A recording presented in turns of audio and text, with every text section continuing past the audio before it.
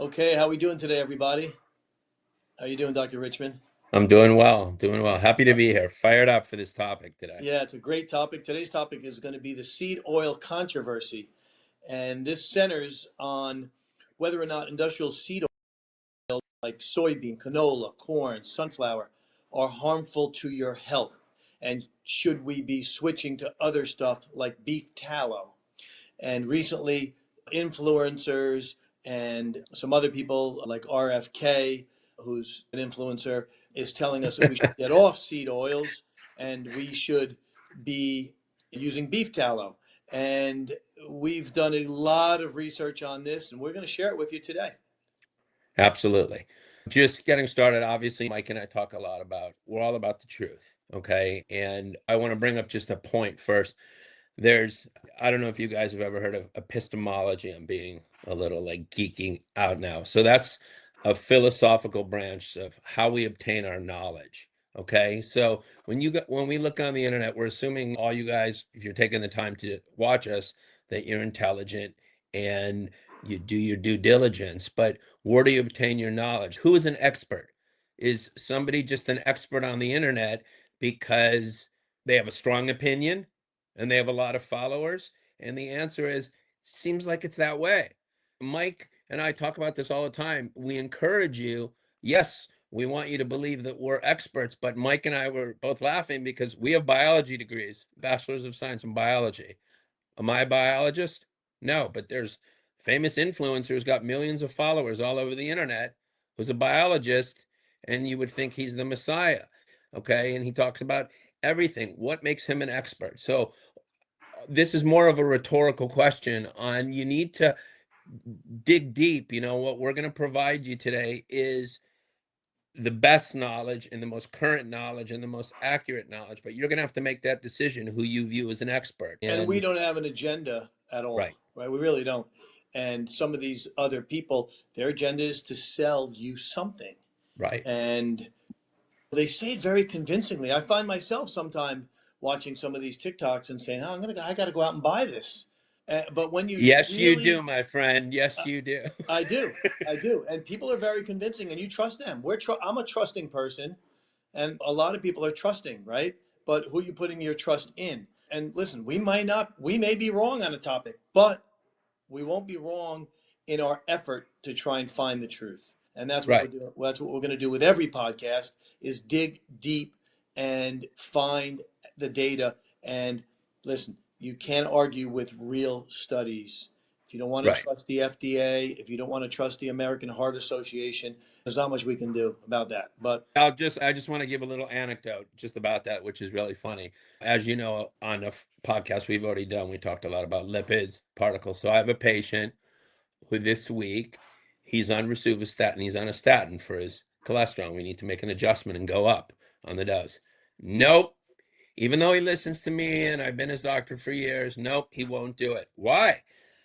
Because I read some BS that it harms your liver. I know you sent me all the data and I know you've written a paper and there's no evidence, but it helps your liver. And he says, oh, by the way, Dr. Richmond, so I have a nodule on my prostate and I'm having a prostate biopsy and I think it's prostate cancer. So I said to him, okay, for prostate cancer and especially breast cancer, there's an abundance of evidence, and I'll give you two papers to look at about metastasis and rapid progression.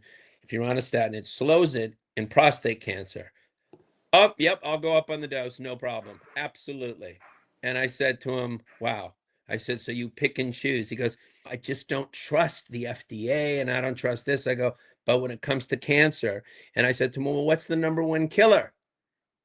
And he said, yeah, you say it's heart disease, but it doesn't register in somebody's head. And yes, I said, so that's our point is it's really, and that's what we're going to be talking today, poison in a way. Pick your poison. Okay. At the end of the day, it's you'll do something for one reason, but you won't do it for another reason. So like Mike and I say, if you look at all these influencers, unless they have an alternative product or a book, they don't comment. But if they have something alternative or a book to sell or freaking a weight vest or something like that, they have a comment. yep. Okay. And Mike and I would love to sit down and challenge anybody on this stuff.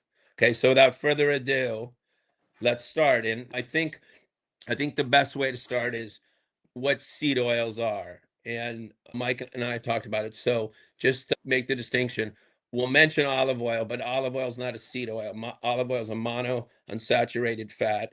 We're talking about polyunsaturated fats. So canola oil, also known as rapeseed oil, peanut oil, grapeseed oil. What else, Mike? Soy oil. Sunflower. Okay, so those are polyunsaturated, and there's an abundance of evidence, regardless of what you hear on the internet, that it has anti-atherosclerotic properties. In other words, it reduces your risk for developing coronary heart disease. Okay, and it's overwhelming. But these influencers, here's their two go-tos, okay, that are all over the internet. First go-to is that somehow there's this theoretical imbalance between omega-6 and omega-3 fatty acids, and that Yes, that's a big one. Yep. omega-6s promote inflammation. Okay, so I'm going to show you, and remember, I'm a heart surgeon. They do not. They're anti-inflammatory. Okay. And the study that is most famous for this is they fed volunteers for 7 weeks, 7 times the maximum allowed amount of omega-6 fatty acids. Okay. So basically, they stuffed them full of omega-6s, which, as we said, are, mostly from seed oils. And they measured markers of inflammation in their blood, and they measured adiponectin, C-reactive protein, ESR, which is your sedimentation rate, and fibrinogen, and nothing was elevated. Okay, so this whole idea of inflammation, it's off the table. Okay, and I'm telling you this as a heart surgeon. There is no, in fact, it is anti-inflammatory. Comments? Yes. Well, yeah, 100%. So people might be confused too where this came from, these seed oils, right? Right. Before seed oils, most people cooked with butter and lard, and that we know for sure, butter and lard was leading to atherosclerosis. And there's the famous study that we've talked about several times already about on that, right? So that's what we know. So the industrial age started, or industrial seed oil started, and we know that you need omega-3, omega-6. You need essential fatty acids in your diet. You can't go without it. Your Right. body doesn't make it. Tell people what essential fatty acid means, like omega-6s, Yeah, when we say essential. so in other words, your body doesn't make it. So you need to Right. get it from your diet. So we need Exactly. those, right? Correct. So we need those. And then we'll talk about the ratio between the 3 and 6 and the Which is bullshit, I told you. inflammation. But turns out that when they started producing seed oil, they were making seed oils with hexane. And hexane is not a good chemical, right? We don't want hexane in our bodies, and it's not a good chemical. It's a bad chemical. However, they were using that to process the seed oils, and the way they did it was they burnt off the hexane at the end, right? They used the hexane to kind of extract out the oils, and the hexane is in trace amounts. And I think that's where the influencers and other people are jumping in, saying, you're taking hexane, it's causing it, it's a carcinogen, it's cancer causing. But everything we see, Dr. Richmond, is going to show you that. Well, it's actually not, it's not. So again, this weekend I kind of geeked out. I developed a friendship with an environmental toxicologist who's a full professor at UC Irvine, and asked him about this because on Joe Rogan's podcast, the influencer who we're talking about, that's one of his main go-tos is hexane. Little history. So Paracelsus from the 1500s is the father of toxicology. And the thing that he said is it's the dose that makes the poison. Okay. So whenever we're talking about anything, you need to look at the dose of something, the duration of exposure, and the root. Okay. So for example, caffeine. Caffeine is a toxin. Okay. In large amounts, caffeine will kill you. And we know for people in energy drinks where there's huge amounts of caffeine, people die. Yep. Okay. So, good point. So we need to understand that. So hexane is used, and it's still used, as Mike said, to remove the oil from the seeds. Okay. And it's the most efficient process. And at the end of the processing, there are still trace amounts of hexane. Trace. Okay. It evaporates. Most evaporates out. Right. But the situation reminds me, I don't know if you guys remember, there was, I don't know, I want to say 10, 15 years ago, There was methylene, this whole thing with methylene chloride in decaf coffee, or potassium bromate, which is in bread. And this is an example where potentially hazardous chemicals might be involved in the processing, but the risk depends totally on the final exposure, not just the presence of the history in the compound. So you need to look at compounds, what is in the final product. And the point is that the FDA and the European Safety Food Authority, who's actually much more stringent than the FDA, Yes. sets standards. And the amount of hexane in seed oil is minuscule. Trace. Minuscule. Trace, yeah. It's really Yeah, a non-issue. it's It's a someone, non-issue. there are people looking for a talking point and looking to say something bad about it. And their It main really is not concern an issue. is actually neurotoxicity. And when they look at it, the concern is in people who are in that business, high dose, long exposure. So obviously, if you cook something in canola oil, okay, that's not high dose and high exposure. So take that off the table. So hexane, not a problem. And you know Okay. what's funny is that the same people that will say that, trace amounts, will have a couple scotches or bourbons or drinks at Right. which alcohol is way more Yeah. toxic in that dose as well. So it's really a non-issue. All right, so You that know, one's done. it's, yes. So Take take that that off off the the table. table. Yes. So Okay. move on to the next thing. The seed oils, as we talked about, came in what, like the 50s, maybe? I don't know. That was before we were born, but Yeah, but it came in that right. around that time. And they were shown to reduce You atherosclerosis, correct? you want me to actually quote? So Yes. we have found. Okay, so the three studies, because Mike and I told you we're all about facts. Okay, so epidemiologically, if you replace 10% of your calories from fatty acids, and we know that fatty acids cause saturated fatty acids, Saturated so fatty animal butter, lard. coconut oil, palm oil. So it's tropical oils, dairy, and meats, okay, are saturated fat. So if we replace 10% of our saturated fatty acids with omega 6s, you lower your cholesterol on average of 18 milligrams per deciliter. Okay, so the first study that you can quote is called the Minnesota Coronary Experiment, which was from 1968 and 1973. And it was a randomized human trial that found that replacing saturated fats with vegetable oils reduced all-cause risk of cardiovascular disease and death. Okay? Huge experiment, 1968 to And 1973. that's why seed oils became popular. Right. Then a guy in 2010, Mozafarian et al., showed that replacing 5% of saturated fat calories with omega 6s had a 13% reduction of coronary events. Okay. But the thing now, the guys who don't want you to believe is they'll quote the Lyon, France, not Lyon, Lyon diet heart study, which was shown that people who were on the Mediterranean diet and reduced saturated fats had lower risk of cardiovascular death. But their go-to point is on that. Well, that was omega 3s. That wasn't omega 6s. No, it was a combination of all of them. Okay, so the data is overwhelming that consuming omega 6 oversaturated fats, beef fat, lard, or whatever reduces your risk of developing atherosclerosis. Okay, it's unconscionable that any of these guys say that a high cholesterol level doesn't cause atherosclerosis. That's the only thing that causes it. Yes, correct. So that's the issue with that. So for people to say that seed oil is bad, get off seed oil, is just really not true. Right. And the other thing is you also have to look in what's being cooked and what are the other ingredients in what's being cooked in it. So it's not also the seed oil. People don't take that into account when they're doing these studies. They're not just looking at the seed oil. They also have to look at the food. Exactly. Exactly. So why don't you talk about your wife for a sec? Okay, so seed oils, we took out the whole hexane argument, which I think we've debunked that. And then the second thing is they're touting inflammation, and they're saying that it's causing a lot of bad things in your body. Inflammation. So there are no studies that show that omega 6 is, like we said, is causing inflammation in your body, correct? Right. In human studies, there is no data.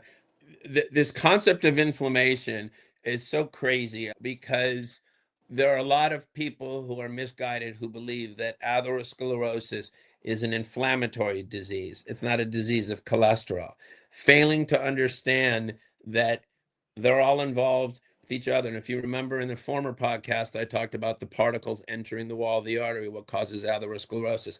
Unless a plaque forms inside the wall of the artery, you don't develop inflammation. So that's what causes inflammation. So what their go-to is that somehow omega-6 fatty acids, and we'll get into the burning point in a second on that, promote inflammation and cause atherosclerosis. And that's just, it doesn't happen. And talk about arachidonic acid. Yeah, Make so a there are, comment. listen, there is some thought that diets that are very heavy in seed oils increase your arachidonic acid level in the cell membrane and potentially amplify pro-inflammatory levels, especially if omega-3 is low. So that's where you're starting to hear about this ratio of omega-6 to omega-3. Right. But there are no studies that show that a high level of omega-6 is causing this. Randomized causation trials. They're none. And like I said, I'm a heart surgeon. I've been doing lipidology, which is taking care of lipid abnormalities for over 20 years. And I can promise you, I've written about it for WebMD that it's not the case. It's this philosophical thing because non-steroidal anti-inflammatories like ibuprofen and all that, they block arachidonic acid. Okay, so you'd think to yourself, okay, why can't I take one of them? Well, Mike will tell you his wife was the rep for Vioxx. Yeah. And Vioxx, which was the premier, strongest, best anti-inflammatory, blocked arachidonic acid. And what happened? Yeah, it was killing people. Heart disease, heart attacks. Yeah. Okay. So it doesn't make sense. So what we do know is that omega-6s have an anti-inflammatory effect. We know that it lowers cardiovascular events. Okay. And we also know that it promotes good endothelial function, which means the lining of the blood vessel. Okay. Makes it better. So we need to take all those off the equation. So it's not poison. Then there's one other thing that they keep getting to, and it's called the burning point or the heating point. Okay. And they look at seed oils, and olive oil, first of all, has the highest avocado oil, which is a seed oil, avocado oil, or olive oil, which is not, has the highest burning point. And what the burning point refers to is when your kitchen starts filling up with smoke. And the reason why that's significant, a lot of these guys, it's called LOP, lipid oxidation products. So in other words, and this is now going to get like totally weird because you're going to think to yourself, okay, isn't that good? So lipid oxidation products are ketones, okay? And those of you who are into fasting, what is the whole point of fasting, right? Ketosis, burning fat. So you would think to yourself, okay, if lipid oxidation products are bad for you, but they're ketones in your body, how could they be bad? So once again, what I'm saying is pick your poison, and we'll do a podcast on that. So ketosis is good for you when you want to fast and you want to lose weight. But if you burn oil in your kitchen and you develop lipid oxidation products, it's somehow bad for you because it causes atherosclerosis. Crazy shit, right? Yeah, it's not right. It doesn't make any sense. So the bottom line for us when we look at this is saturated fats are bad for you. We've known that for 100 years. Trans fat, we know, is really bad for you. I don't even know, they're outlawed now. I don't even know if you can get them anymore. Those are super bad for you. Trans Right. fat. We didn't even discuss those. And But trans fats, just quick, trans fats are a way to make liquid saturated fats into a solid form at room temperature. That's what a trans fat is. right. Next. Trans fat are out now. So now you have seed oils, okay, which we've discussed the controversies. Seed oil is fine in moderation. Everything in moderation, like you talked about, dose dependent, is fine. But if you want to take it a step better, we like olive oil and we like avocado oil. Olive oil also has some neuroprotective effects as well. So Definitely. And yeah, and and half but most tablespoon is a the day of olive oil. cardiovascular. and cardiovascular. It's hard to find faults with that. But once again, the seed oil also look at what it's being used for. What kind of food are you eating with it as well? Right. Because that might be worse than the seed oil itself. So we have, in our way of thinking things, we have olive oil, avocado oil, seed oil, and then on the Well, bottom, you're right. seed Canola, oils. Yeah, and then on the bottom, peanut. yep. On the bottom we have the beef tallow. But I want to bring up just a sec because you see Kennedy specifically trying to get rid of seed oil and replace it with beef tallow. So just a few comments on that, what I think is important. Number one, so if you're vegetarian or vegan, you're going to go into every restaurant and you're going to start asking them now, excuse me, do you cook in beef tallow or do you use vegetable oil? So you know that if Kennedy has his way, fast food, even good fast food, is out and going to another restaurant, maybe out. Okay. But even forgetting that. So, saturated fats, of which we talked about in a previous podcast, coconut oil has the most, 92% saturated fat, followed Yep. by butter, 64. Beef is anywhere between 50 to 55% saturated fats. And saturated fats raise your LDL cholesterol, your bad cholesterol. Okay. It's indisputable. There's nothing about it. Third thing, which Kennedy forgets to tell people, and I actually looked this up. There is residual hexane in a lot of the industrial beef tallow. Because remember, if we're doing beef tallow here like in restaurants, it's industrial beef tallow. There's not enough grass-fed organic cows walking around the United States to supply everybody. So it's industrial beef tallow. But guess what they have also found in it? Antibiotics, steroids, Yeah. hormones, forever chemicals, PCB. I looked it up. Okay. Yeah. Okay. Isn't that So crazy? come on, pick your poison. Okay. Continuing, and we're going to actually do a podcast on it. Phthalates. It's PF, the PF silent, Yep. THALATES. Look it up. Horrible for you. Okay. And it's pretty much in everything. It's what makes plastic soft. It's what makes makeup stick to your face. And it's what gives fragrances the smell. Okay. Beef tallow. And finally, for the environmentally conscientious people who worry about the environment, I know I do, it's toxic to aquatic systems. Okay. So Kennedy's an environmental lawyer. It's insane, right? Yeah, But it is. It's like the game. I equated to the game of telephone when we were kids.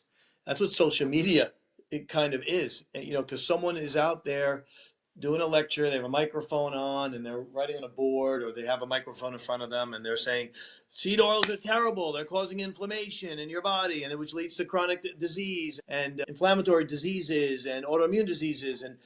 And then it just keeps going on, and then fast forward, you're in the gym and you hear people saying, "I'm off seed oils. I feel great. I'm not taking any seed oils anymore. I feel amazing," and they don't even know why they're saying it because someone told them. right, So all we can go by, like we said, is the evidence, and we've dug in. We're finding out no, they are not as bad as everyone says.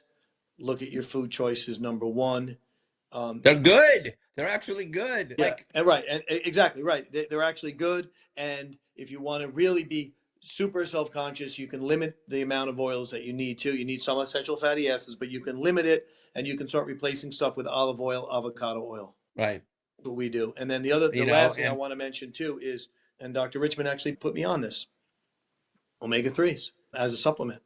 So I know you're a big proponent of those, well, every cardiac surgeon is. cardiologist. But I've lectured on it on the topic before, like formal lectures. That's a whole nother topic of EPA and DHA, which are the major components. And do you want an all EPA fish oil, or do you want a combination and all that? But we'll get into that at another time. But what the take home point of this is, number one, is don't be willfully ignorant. Okay. And I'm not saying that like to demean somebody, but because you're lazy, it's not okay.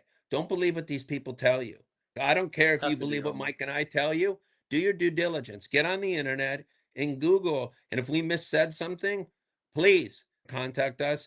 But we do our due diligence. So don't be willfully ignorant because you're lazy and just assume what somebody says or waste your money, because the majority of the stuff that these people sell is a waste of money. Oh, definitely. Okay. And Mike said, he more than me, because he meets a lot of, I guess it's a Jersey thing.